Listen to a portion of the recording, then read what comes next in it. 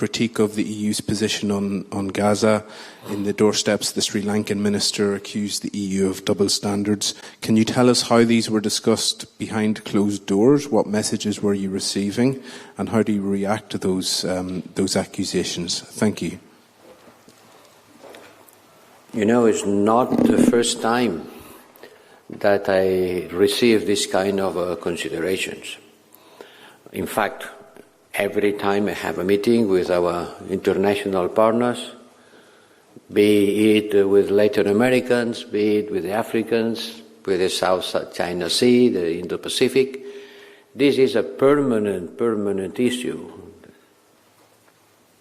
The war in Ukraine and the war in Gaza are being perceived in different manners around the world. And certainly, this blame is there. The first thing I have to explain is that the European Union has not a unified position.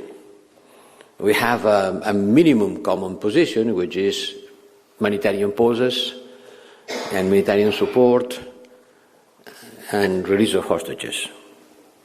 This is the minimum common position. But they are aware that when we vote in the United Nations, some member states vote in favor of the ceasefire. First vote they were 8, the second vote they were 17, I think. Others vote against. On the last vote, 2 voted against, and others abstained. So my role is to try to put together different approaches. If there is double standards, I can say that there are different positions to start with, which is the standard. The one who is represented by some member states who are strongly pushing for a ceasefire in the United Nations, or for others who don't share this view. I represent the common minimum denominator of the European Union and try to push for a position that takes into account the perception of the others. And yesterday, I think that at the European Union Council, I had the opportunity to explain that the perception around the world is, in some cases, different from ours. They perceive things in a different manner. And we have to explain first that before the war, we already were the big supporters of the Palestinian Authority, that now we do our best in order to alleviate the human suffering of Gaza. But I think that the European Union has to continue debating its position.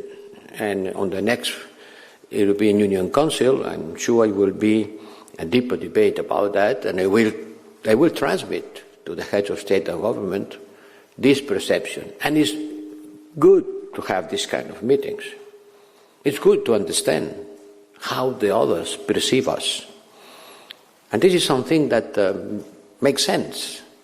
And that's why we gather, to tell each other on what we disagree or how do we perceive each other's position.